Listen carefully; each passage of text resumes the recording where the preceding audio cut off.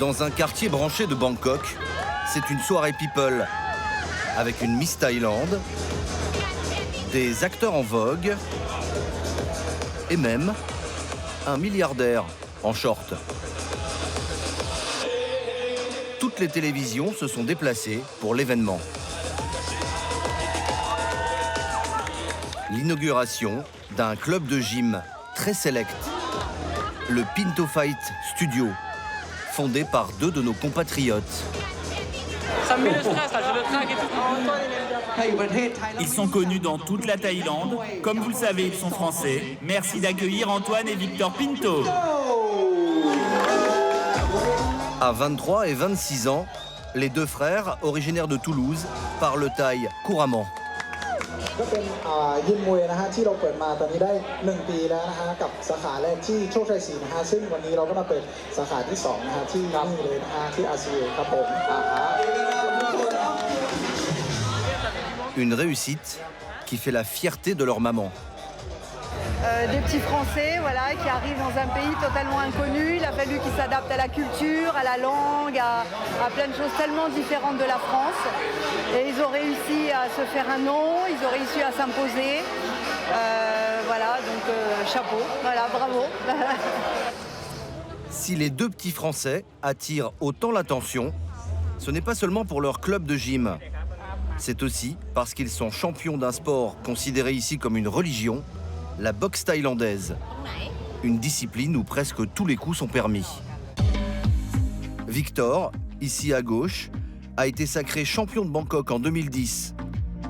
Antoine, 1,83 m pour 73 kg, excelle dans la catégorie poids lourd. Il est 3 fois champion du monde. Leur succès sportif, mais surtout leur plastique impeccable, les propulse régulièrement à la une des magazines. Grâce à leur maîtrise de la langue, ils sont aussi invités dans les émissions de télévision les plus populaires.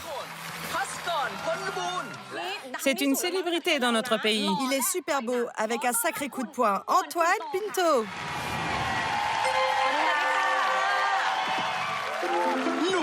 Et Victor, son jeune frère. Il vient du pays du parfum, son odeur attire les femmes. Antoine, quel est votre type de femme?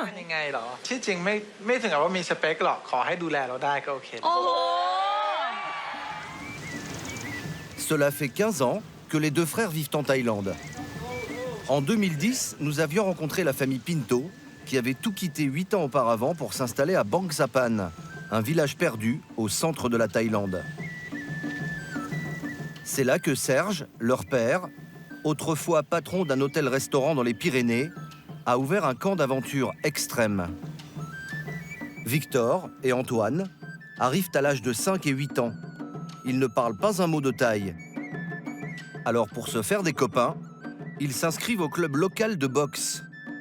Puis très vite, se lancent dans la compétition, autorisée à partir de 7 ans en Thaïlande. Sur ces images, Victor en short noir a 11 ans. Il cogne tellement fort qu'en quelques minutes, il inflige son premier KO. Il en est lui-même tout surpris.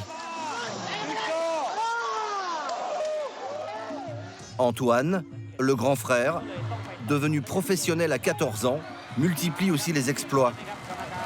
Il affiche aujourd'hui 132 victoires, dont 77 par KO. Depuis 2 ans, les frères Pinto ont quitté la maison familiale de Bang Sapan pour la moiteur étouffante de Bangkok. 6 jours par semaine, 5 heures par jour, ils continuent à s'entraîner dans l'un de leurs 2 clubs de gym.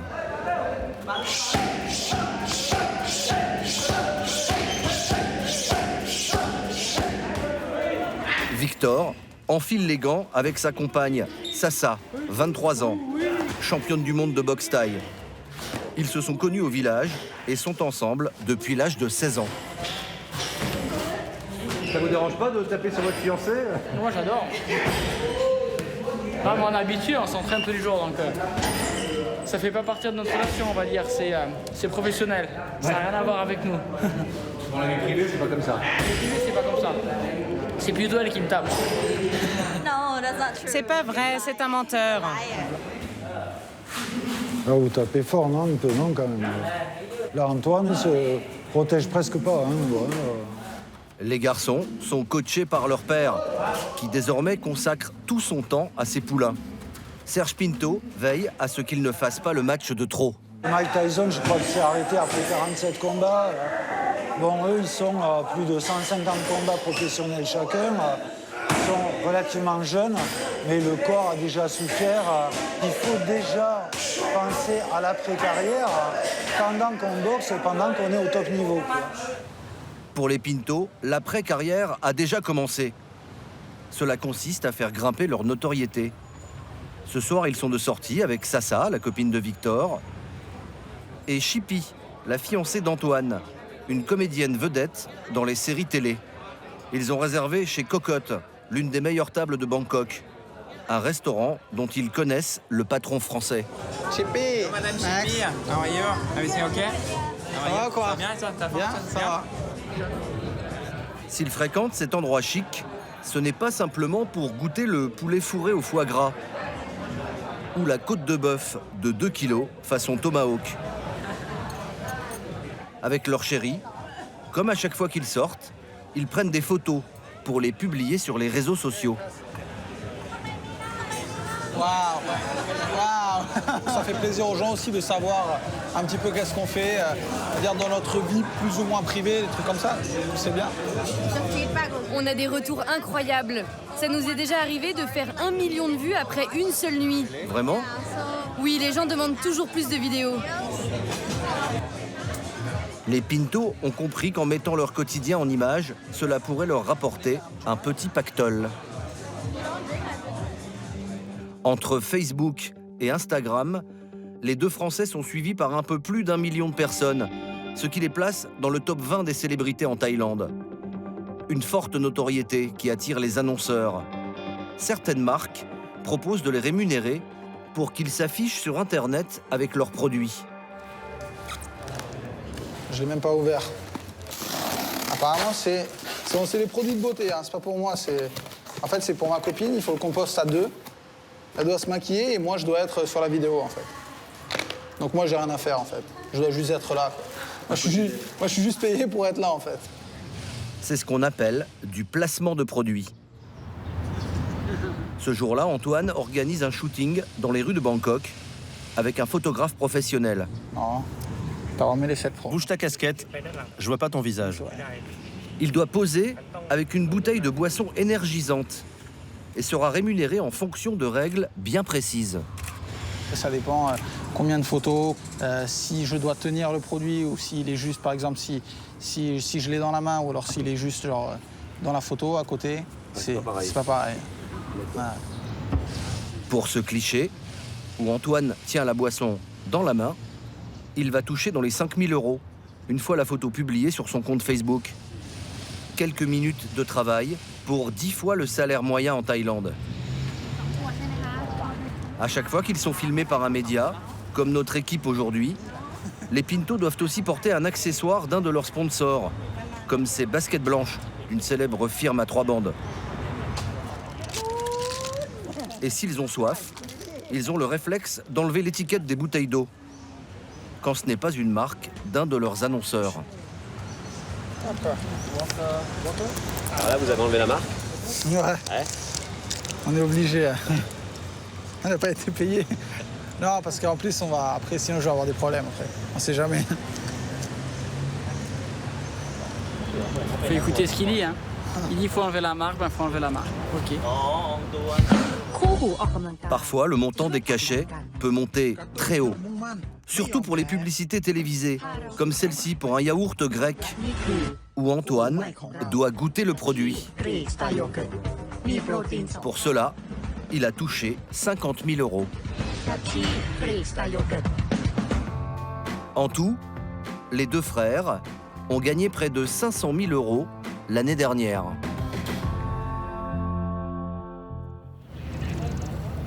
Les combats ne représentent plus que 30% de leurs revenus. Aujourd'hui, Antoine participe à l'un des plus grands tournois de l'année, près de Pattaya. Il a lieu sur l'aéroport d'Utapao, C'est de cette base militaire que décollaient les B-52 américains pendant la guerre du Vietnam. Le ring est installé directement sur le tarmac. Antoine s'est entraîné pendant 4 semaines et a dû surveiller son poids pour rester en dessous de 75 kilos. 73 kilos. Ce soir, il y a 9 combats au programme. La Thaïlande contre le reste du monde. Et Antoine représente son pays d'adoption face à des boxeurs venus d'Ouzbékistan, du Maghreb ou de Russie. La soirée est retransmise sur les plus grandes chaînes de sport dans 125 pays. On va voir s'il peut remporter la victoire ce soir, sait-on jamais. Avant de monter sur le ring, l'aîné des Pinto se fait masser le ventre. Ça sert à faire descendre les organes et éviter ainsi que pendant le combat, le foie ou les intestins soient perforés. Il n'a pas perdu un seul combat depuis 2 ans. Quand tu vois qu'il est sonné, tu lui remets un direct très puissant. Ensuite, tu te retournes et tu le frappes avec ta jambe droite. Ce soir, il affronte un Marocain, Ilyas Shakir, l'étoile montante de la boxe thaï. Un boxeur d'1,98 m au coup imprévisible. Les matchs se déroulent en 3 rounds de 3 minutes. Dans ce sport, on peut frapper avec les jambes, avec les poings. On peut aussi donner des coups de genoux dans les côtes. Mais il est interdit de mordre son adversaire ou de frapper les parties génitales. D'entrée de jeu, Antoine semble dominer.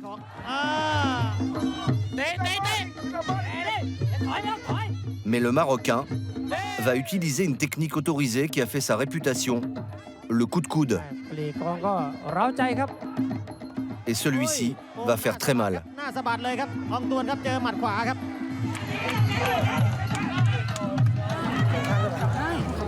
Antoine est blessé.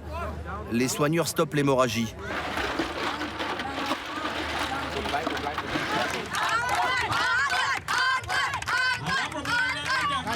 Malgré ce coup dur, Antoine termine le combat et comme il a dominé, il va même le remporter au point. 1 mois plus tard, à Bangkok, Antoine Pinto gagnera son dernier combat de boxe en Thaïlande. Car les 2 frères vont désormais exercer leur talent aux États-Unis et en Europe, où ils participeront à des tournois de kickboxing. Un sport de combat plus rapide et tout aussi violent que la boxe thaï. Mais surtout, encore plus lucratif.